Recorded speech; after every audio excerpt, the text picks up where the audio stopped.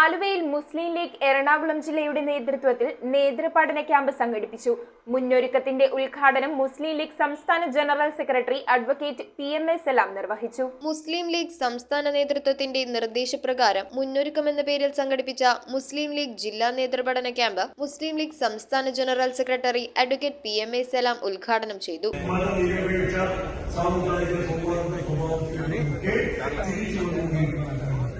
Kuttamassery കൺവെൻസിയ convention സെന്ററിൽ നടന്ന ചടങ്ങിൽ മുസ്ലിം ലീഗ് ജില്ലാ വൈസ് പ്രസിഡന്റ് ഇബ്രാഹിം കവല അധ്യക്ഷത വഹിച്ചു. സംസ്ഥാന സെക്രട്ടറി അഡ്വക്കേറ്റ് മുഹമ്മദ് ഷാ മുഖ്യപ്രഭാഷണം നടത്തി. ബഷീർ ഫൈസി പ്രാർത്ഥനയും നടത്തി. അഡ്വക്കേറ്റ് VE അബ്ദുൽ ഗഫൂർ, ജില്ലാ treasurer PA Ahmed Kabeer, STU സംസ്ഥാന president advocate M Rahmathulla, advocate Shibu Meeran, Hasim Chembra, Shereef Kuttur, PM Ameer Ali, NK Nasar, NVC Ahmed, MP Ashraf Mooppan എന്നിവർ സംസാരിച്ചു. News bureau, Aluva.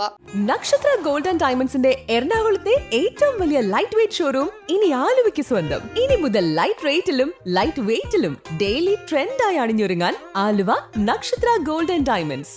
എറണാകുളത്തെ ഏറ്റവും വലിയ ലൈറ്റ് വെയ്റ്റ് ഷോറൂം ഇനി ആലുവയ്ക്ക് സ്വന്തം.